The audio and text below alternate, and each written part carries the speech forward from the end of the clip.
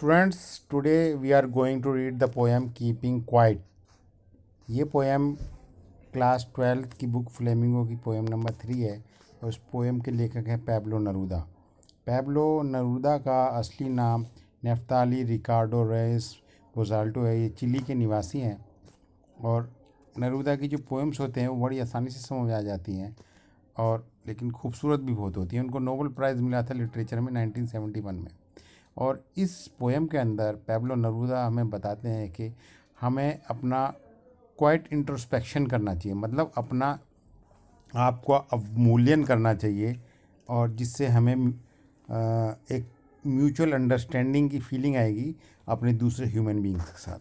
तो इसमें लिखा है इसमें, now we will count to 12 and we will all keep still.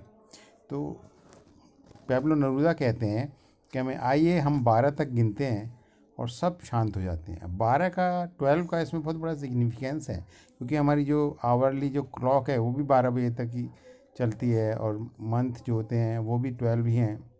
काफ़ी की चीज़ें हमारे जो नक्षत्र हैं वो भी 12 ही हैं। तो 12 का बहुत बड़ा सिग्निफिकेंस है।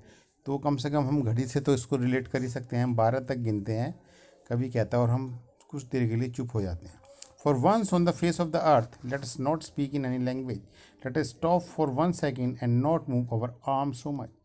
और लेखक कहता है यहाँ पर पूरी पृथ्वी पर हम एक पल के लिए किसी भी भाषा में नहीं बोलेंगे और एक ही वर्ड से बार बार एक ही लाइन शुरू हो रही है, let's not speak in any language, let us stop for 1 second.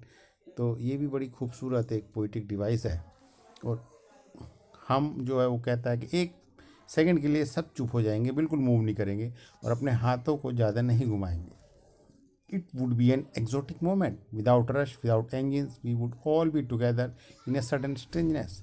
और ये एक बहुत ही आश्चर्यजनक पल होगा। उस समय कोई भाग दौड़ नहीं होगी, कोई इंजन नहीं चलाएगा, कोई गाड़ी, कोई ट्रेन, कोई कार नहीं चलेगी, कि ना कोई मशीन ही चलेगी और हम सब अपने आप को एक साथ फील करेंगे अजीब सी स्ट्रेंजनेस में, अजीबोगरीबपन में, क्योंकि ये लैंग्वेज ही तो है जो हम लोगों को एक दूसरे से दूर करती है।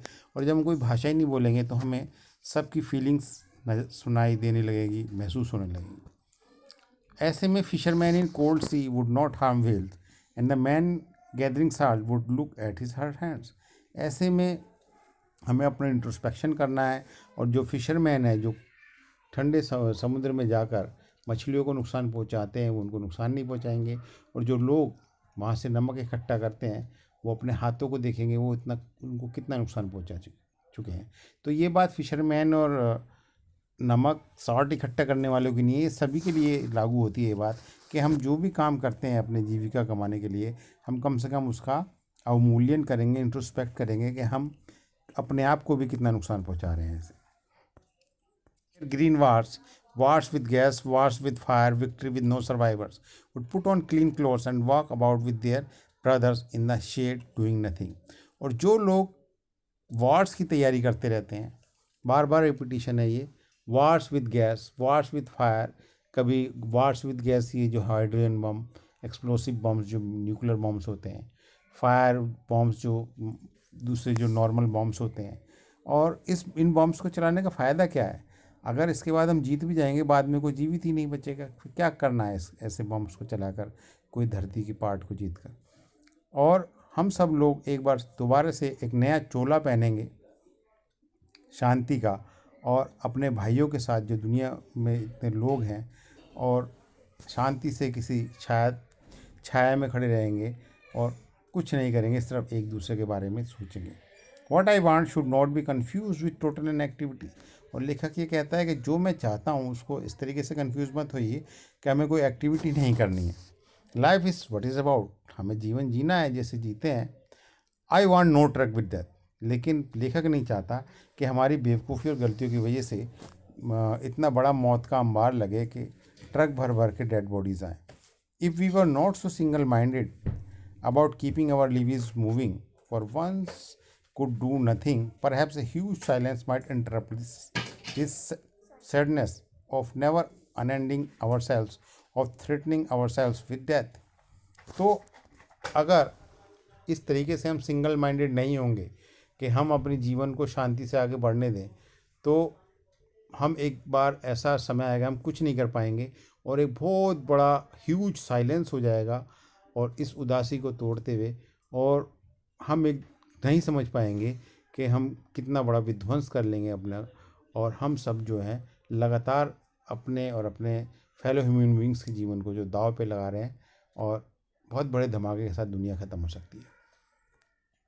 Perhaps the earth can teach us as when everything seems dead and later proves to be life। हम पृथ्वी से ही एक एग्जाम्पल ले सकते हैं, जब हमें लगता है कि हर चीज़ ख़त्म हो गई है, कोई भी बैरन लैंड होती है जो वेस्ट पड़ी होती है, तो जो हमें वेस्ट नज़र आती है उस पर कुछ ही महीनों के बाद दोबारा से वो लाइव हो जाती है, तरह तरह के पेड़ पौधे उगाते हैं उस पर। जब उसके अंदर जीवन आ सकता है, एक फ्रेश लाइफ आ सकती है, तो हमारे अंदर क्यों नहीं आ सकती।